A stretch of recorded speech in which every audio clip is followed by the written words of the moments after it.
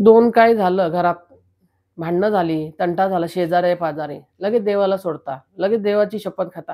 देव आला होता का तुमच्या भांडणात? चोरी-लबाडी करताना? देवाने बोललं होतं का तुम्हाला चोरी-लबाडी करा, खोटं बोला? एक पदवीवर तुम्ही उभे आहात म्हणजे कोणाकडनंही लूटमार करा, लुटून पैसे घ्या, आपलं घरदार भरा, बोललं होतं का? काही झालं तर देवाच्या शपथा खातात.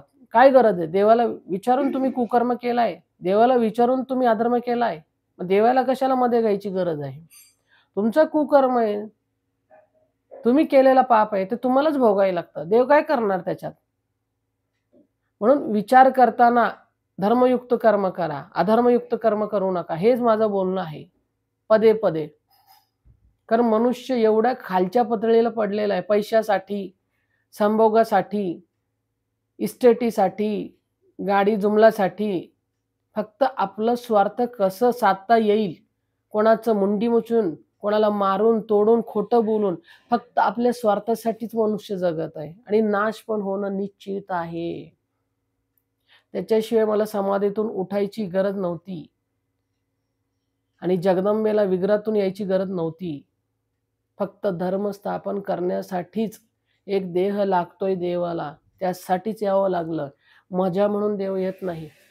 काय आहे इथे मजा? या मृत्यूलोकामध्ये मजा आहे का सजा आहे? काय आहे इथे? छळ, कपट, द्रोह, मद, मत्सर, अहंकार, ईर्ष्या, वासना, लालच एवढंच भरलंय माणसात. काय आहे इथे? काही नाहीये. देव फक्त येतो, आपलं काम करतो आणि निघून जातो. ते नवनाथ असू दे, नाहीतर गुरुदत्त असू दे, स्वामी समर्थ असू दे, गजानन महाराज असू दे, नित्यानंद महाराज असू दे, नाहीतर आपले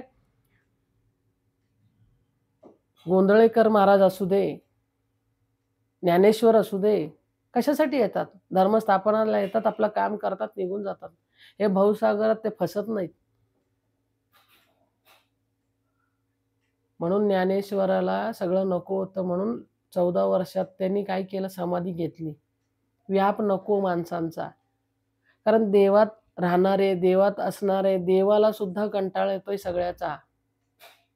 एकदा, दोनदा, तीनदा, कितींदा तरी करणार धर्मस्थापन देव? प्रत्येक वेळेला येतो, धर्मस्थापन करतो, देव निघून गेल्यावर इथे दुष्कर्म चालू.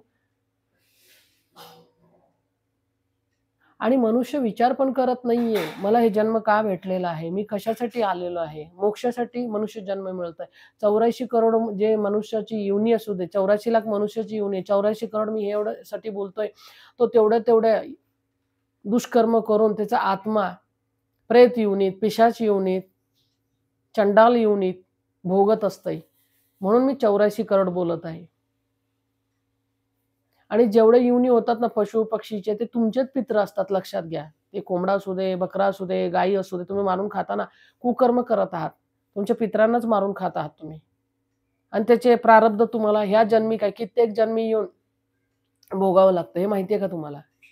करायला तुम्ही करता, नंतर प्रारब्ध ते आत्म्याला भोगायला लागतंय. हे पंचमहाभूताचा देह माती होऊन जाणार. देहाचं काही देणं घेणं नाहीये. फक्त कशासाठी आहे माहिती आहे का? देवाच्या नामस्मरणासाठी देह दिलेला आहे, मोक्षासाठी दिलेला आहे, सत्कर्म करण्यासाठी देह दिलेला आहे. मनुष्य काय करायला लागलाय? देहाचा दुरुपयोग करायला लागलाय. कशासाठी? कामवृत्तीसाठी, छल, कपट, क्रोध, मद, मत्सरासाठी, मी माझं म्हणून अहंकाराने तो अट्टहासाने मिरवायला लागलाय. म्हणजे सर्वनाश होणं निश्चित आहे. जसं रावणाचं झालं, कंसाचं झालं, कौरवांचं झालं, असं माणसाचं पण नाश होणं निश्चित आहे.